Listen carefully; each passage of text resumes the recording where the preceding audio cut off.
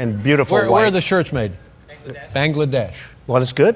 Donald Trump সবসময় নিজেকে ফিটফাট রাখেন, কিন্তু এই বিশ্বমোড়লের নিজের ব্র্যান্ডের পোশাকের উৎস ঠিক কোথায়? উত্তরটা শুনলে অবাক হবেন আপনিও। নিজের ছাড়া অন্যের সব কিছুতে নাক ছিটকানো এই ক্ষমতাধরের পোশাক তৈরি হয় সাগর পাড়ের ছোট্ট দেশ বাংলাদেশে, যিনি বিদেশি পণ্যের সমালোচনায় মুখর, অথচ তার নিজের পোশাকের লেবেলে লেখা থাকে মেড ইন বাংলাদেশ।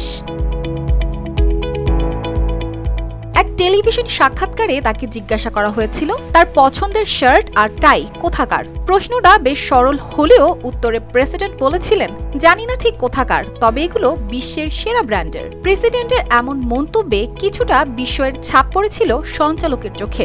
তিনি আরো কৌতূহলী হয়ে এগিয়ে গেলেন, প্রেসিডেন্টের টাই আর শার্টের লোগোর দিকে একবার তাকিয়ে বললেন, এগুলো তো মেড ইন বাংলাদেশ।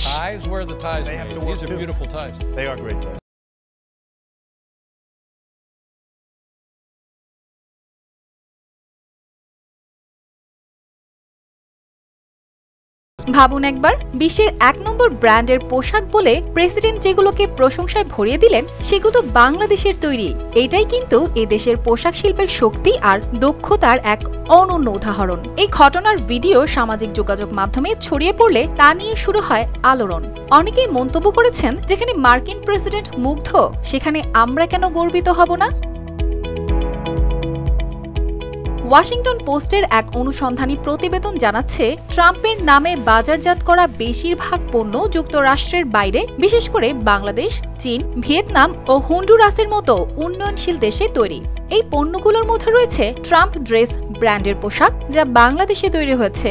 এখানেই কিন্তু গল্প শেষ নয়। ট্রাম্পের ব্র্যান্ডের পণ্য আসলে তার নিজের প্রতিষ্ঠানে তৈরি হয় না, বিভিন্ন সরবরাহকারীর সঙ্গে চুক্তি করে পাইকারি হারে পণ্য কিনেন, শুধু নিজের নাম ব্র্যান্ড নেম হিসেবে লাগিয়ে বাজারজাত করেন।